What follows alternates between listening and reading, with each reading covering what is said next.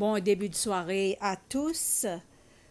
Ils disent non au projet de nouvel hôpital à l'Union Estate. 535 Digwa ont signé une pétition pour demander la réhabilitation de l'actuel hôpital de la Passe à la Digue. La pétition fait suite à l'annonce du président mardi dernier. Weverum Kalawan avait indiqué qu'un nouvel hôpital verrait le jour grâce à un financement émirien. Selon ses propos, le nouvel hôpital devait sortir de terre à l'Union Estate, soit à un peu plus d'1 kilomètre de l'actuel hôpital Logan. La pétition lancée par le député de la digue, Rocky Irani, indique que les Digwa se voient satisfaits de la construction d'un hôpital aux normes sanitaires dans un délai de 6 mois. En revanche, c'est le lieu de construction qui fait débat. Dans sa pétition, M. Irani indique que de nombreuses consultations avaient été faites et que les Digwa s'étaient mis d'accord sur la construction d'un nouvel hôpital là où se trouve l'actuel hôpital. Barry Ford, le secrétaire d'État en charge des affaires étrangères, a annoncé sa démission. Elle prendra effet à compter du 1er décembre. C'est sur sa page Facebook que Barry Ford a annoncé quitter ses responsabilités au ministère des Affaires étrangères. Dans son message posté en début de soirée hier, Barry Ford a indiqué que cette décision a été prise en famille. Le diplomate a remercié l'ensemble des personnes qui l'ont aidé dans ses missions. Ambassadeur Ford avait rejoint la fonction publique en 1987. Il n'a pas indiqué les raisons de cette démission.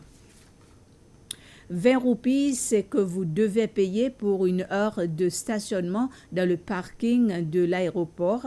À compter du 1er décembre, l'accès au parking de l'aéroport sera payant. L'autorité de l'aviation civile vient de mettre en place ce service payant pour éviter les stationnements longue durée et surtout pour rentabiliser son investissement de près de 700 000 roupies. Ce parking compte 315 places de parking voiture et de 17 places pour les cyclomoteurs. Des places occupées jusqu'à l'heure gratuitement, mais face à certains abus, l'autorité de l'aviation civile a décidé d'y installer un parc-mètre.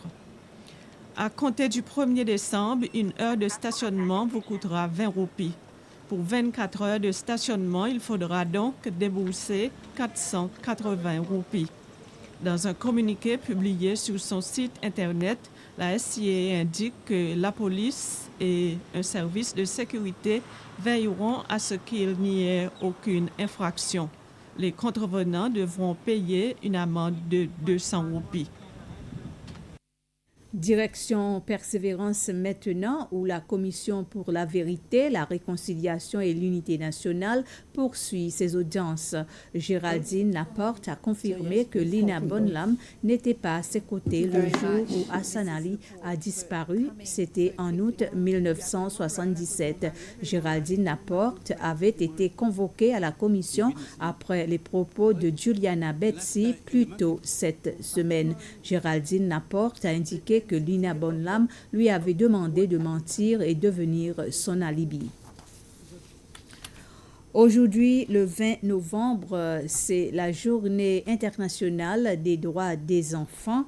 À cette occasion, la présidente du Conseil national des enfants et de leur protection, le Dr Enna Tanishas, a appelé à respecter les droits des enfants dans un communiqué. Le thème de cette journée en 2020, investissons dans l'avenir, investissant dans nos enfants. Merci à vous de nous avoir suivis.